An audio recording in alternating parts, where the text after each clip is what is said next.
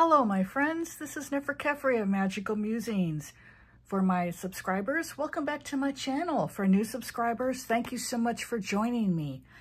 And for anyone who has stumbled across this video and you're new here, welcome. If you like what you see, I ask that you please subscribe and give my video a like and drop a comment. That all helps my little baby channel in the algorithm. Today, I have a review for you of the Sacred She Tarot. This is by Ma Deva Padma, who is the creator of the Osho Zen Tarot and the Tao Oracle, which are both considered classics. The Sacred She Tarot is published by Beyond Words and Atria Paper Books, which are both imprints of Simon & Schuster. This deck was published in 2003. It comes in a nice magnetic closured box, which means you can set it in a bookcase like so, and it won't pop open, so it'll take up very little room in your bookcase, which is great when you have like 300 decks like I do. Now, literally, it's a really hefty box. Very strong. I really like it. I love the cover imagery. This is the image from the Empress card. And the base color of the deck itself for the guidebook is purple. And it's got this bright magenta on the inside, or fuchsia. And the guidebook is paperback. And there's 216 pages. The deck within, usually the cards are just plopped into the recessed well. I've got to hand it to the publisher because they placed the decks in a tuck box. I mean the cards, excuse me, in a tuck box. So that's fantastic. So, you know, once you learn the deck and you want to travel with your cards, just take the tuck box and you can leave all this other stuff behind. So I've pulled the cards out of there already for my review, but I just wanted to show you the packaging. So again, it's really nice. It's a great job by Beyond Words and Atria Paperbacks. And here's the guidebook. The cards are pictured as black and white, and they are 3/4 the size of the original images. So there you go for an example there. The meanings extend over 2 pages. They end with a quote. The quotes are indexed in the back if you'd like to know the source of the quote and what book it comes from or who said it. It's all in the back here for every card, which is really kind of cool. And what happened is with the Sacred She Tarot, Ma Deva Padma decided to rename all the suits, the majors, and to rename every single card in the deck. These cards have titles on them like oracle cards have titles, but they are created in the format of the tarot deck. So the majors are purple, suit of wands is red, and it's named the suit of fire because that's the element that governs the suit of wands. Then we have the suit of cups, which Ma Deva Padma calls water. And we have the suit of air, which corresponds to swords. And we have the suit of earth, which corresponds to pentacles. As far as quality of the deck itself goes, the finish is called rose petal, I believe. It's very soft feeling, very smooth to the touch. I really like it. The cards themselves are just a little bit flimsier than what I would have liked in a deck, especially one that I really love that I think I'm going to use a lot. So when I come across a deck like this that is kind of on the flimsy side, if I really love it, I will buy a second copy. So I may actually get a second copy of this because for me, personally, it's been giving me very insightful readings straight out of the box. And that's quite impressive for any deck because usually they don't start doing that till you really get to know the deck and you've been working for it for a while, especially a deck that has retitled all the suits and all the cards. Also, the court cards are not traditionally titled either. They are numbered sequentially. So once the minor ace through 10 culminates in the 10, and the Sacred She Tarot, the numbering continues. So 11 are the pages, 12s are the knights, 13s are the queens, and 14s are the kings. And again, they all have titles. They are not titled after the traditional courts at all. So, you know, if you're new to tarot, I would not recommend starting with this deck, first of all.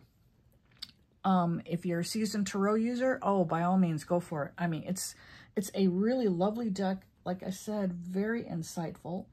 I'm just looking at my notes here. I want to be sure I didn't leave anything out because, you know, this deck is kind of different in the way that it's presented. Oh, yes, and the majors are called Spirit. They correspond with the element of spirit, the 5th element. And let's see. I'm just checking. Okay, yeah. I covered it all. There are spreads that are included in the deck. I'll go over that, and then I'll do a flip through of the cards. We have a 1-card reading called Be Here Now. And then we have a 2-card reading called Me and You, and this is for relationships.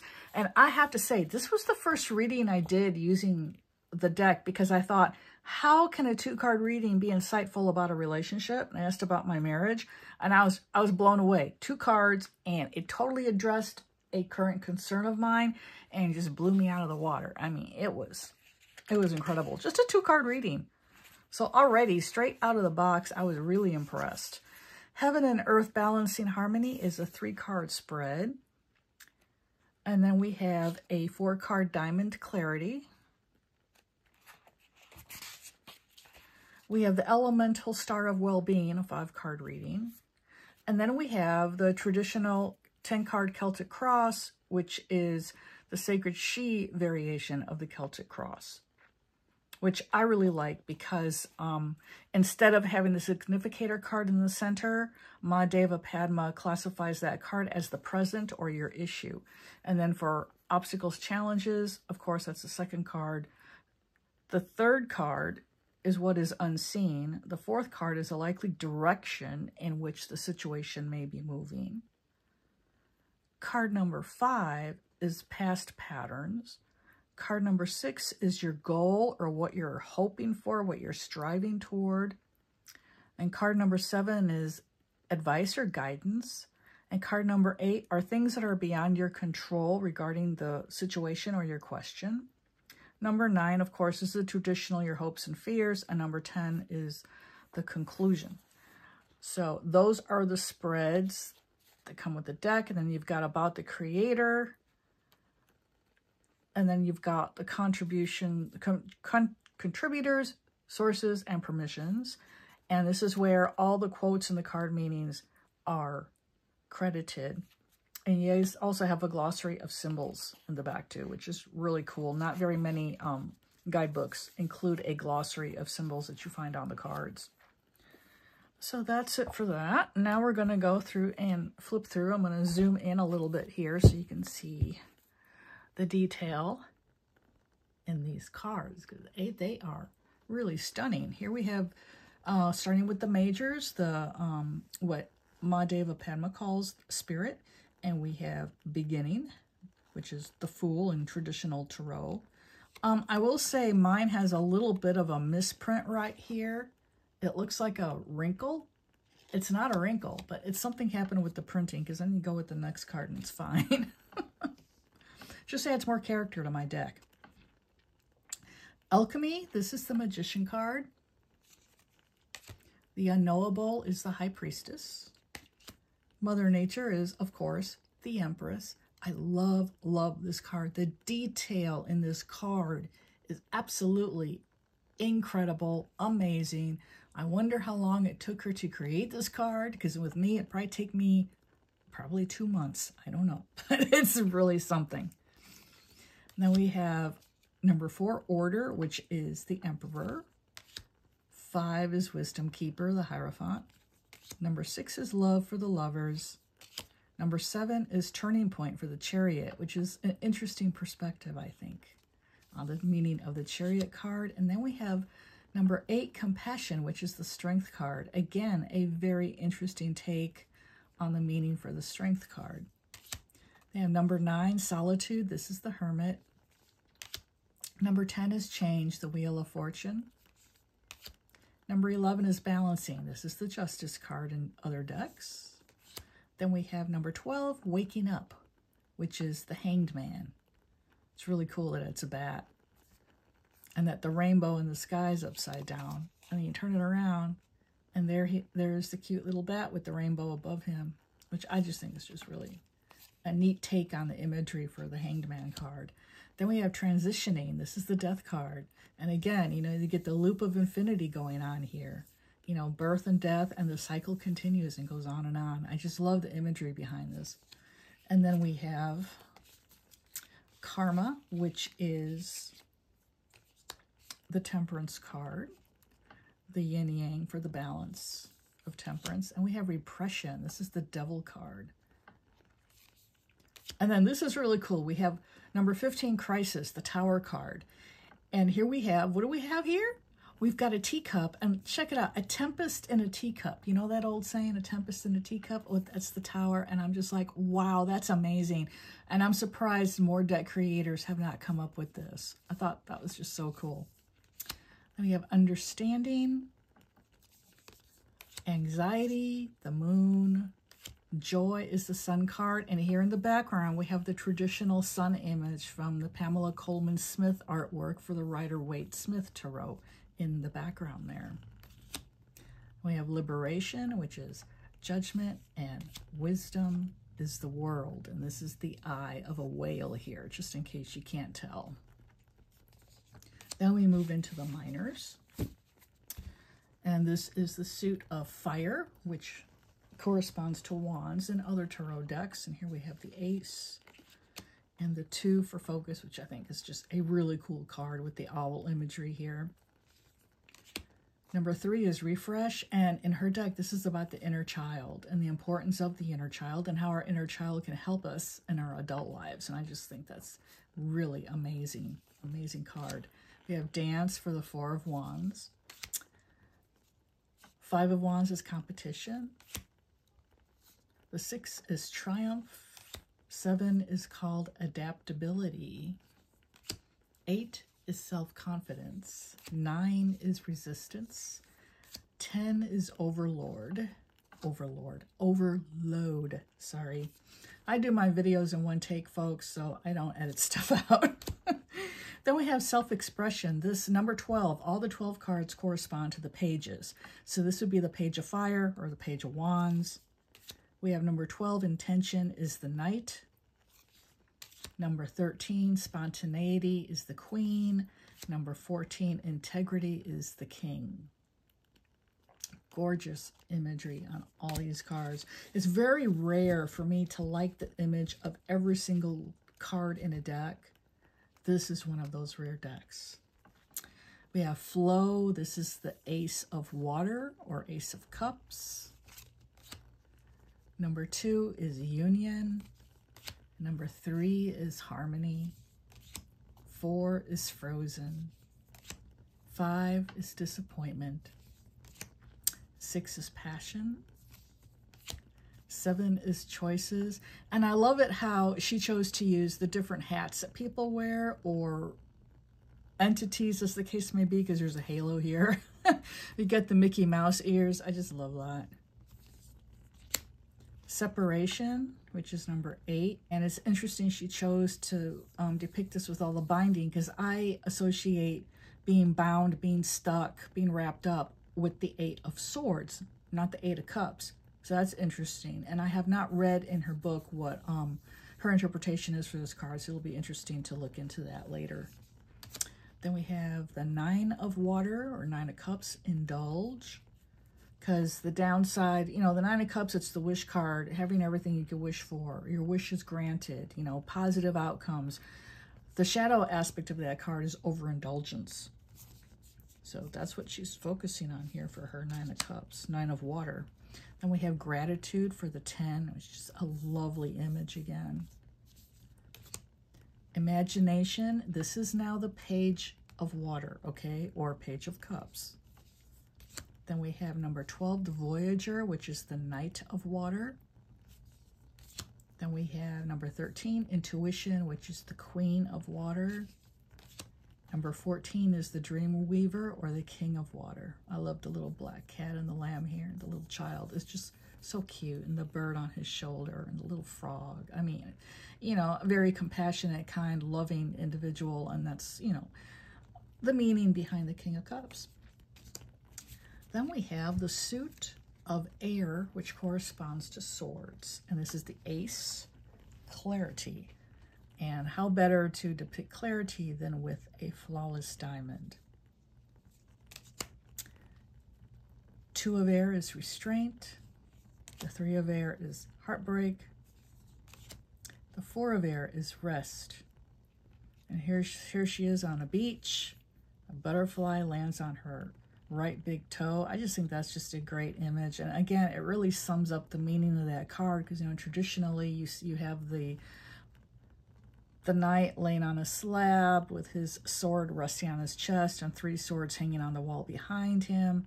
You know, a need for rest, a need for recuperation. And this really sums it up, a day at the beach. You know, it's just perfect. Number 5 is Arrogance. Number 6 is Departure. 7 is Deception, the wolf in sheep's clothing. And number 8 is Blame, which corresponds to the 8 of Swords. You've got number 9, Fear. Number 10 is Grief. And then again, moving into the court cards now, which again are numbered sequentially with the minors. Number 11 is the Page of Swords, Scrutiny. Number 12 is Determination. This is the Knight. 13 is Perfection, the Queen. This is Queen Nefertiti from ancient Egypt. This is her bust. It's in the museum in Berlin. And then we have 14 is Power, the King of Air, or Swords. And now we move to the Suit of Pentacles, which in the Tarot is called Earth. And here we have Roots, which I think, again, is really cool. So you get the face hidden down here in the leaves and then the roots. Be Here Now is the Two of Pentacles, which to me, it's a really interesting image, because here you have the ancient Egyptian sarcophagus, and you've got something that at first struck me as being like a medieval knight, but it's really like more modernistic, more sci-fi, and there's like some symbols here in his breastplate. And then we have the dog with the stick. So I just thought that was just such a cool, interesting image. Cooperation is 3 of Earth.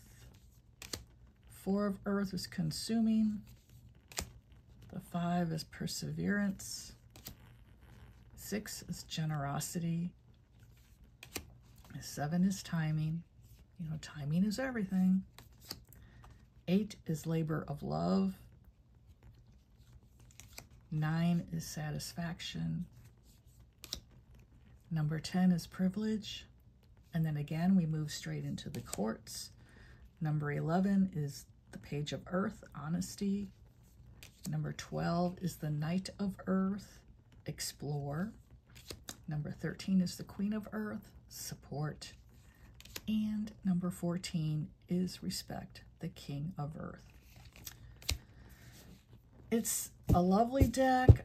It shuffles really well. The cards are nice and flexible.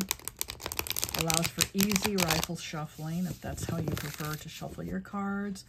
Also, if you prefer to fan spread them on a cloth. And again, I recommend if you do fan spread cards, you always do it on a cloth, because you get better friction there, so the cards will fan out easier than if you do it just on a regular tabletop. But it's a really lovely deck, and like I said, it's been giving me insightful readings straight out of the deck, you know. And if I were to rate this, you know, with stars, with 5 being the best, it is clearly a 5-star deck. I hope you've enjoyed my review of the Sacred She Tarot by Mahadeva Padma, published by Beyond Words and Atria Paperbacks, an imprint of Simon & Schuster. And I ask that you please give this video a like, subscribe to my channel if you haven't already. Thank you to all who have subscribed. Look down below. I've got the link to my newsletter down there. Lots of changes coming to my business in the rest of 2024. Helping my patrons to make the shift from 3D living into 5D living. So you may want to join my Patreon for that, which is right now being held in a group on Facebook, but I'm about to move us all back into the Patreon app now that it's improved and is doing things I actually need it to do for my supporters. I thank you for stopping by. This is Nefer Kefri of Magical Musings.